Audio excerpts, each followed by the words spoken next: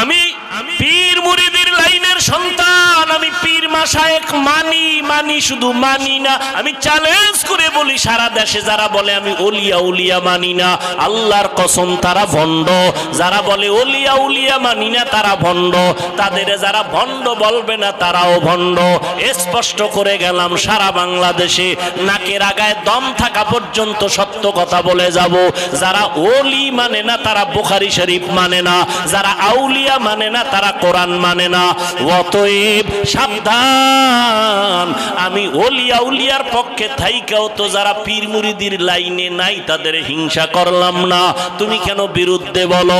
এর যুবক ও নওগাঁর মুসলমান, আজকে তুমি চরমনার বিরুদ্ধে বলার সময় পাইলা, তাবলীগের বিরোধিতা করার সময় পাইলা, কওমির বিরুদ্ধে বলার সময় পাইলা, কিন্তু তোমার কাছে আমার প্রশ্ন, পঞ্চগড়ে কাদিয়ানি বানায় এই ব্যাপারে তোমার পদক্ষেপ কি নিছো আমাকে বলো।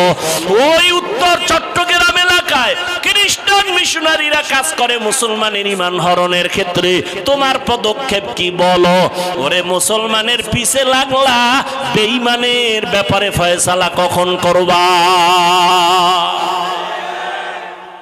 এবার একটা মানে ভেজাল মুক্ত একটা জবাব চাই সবার থেকে।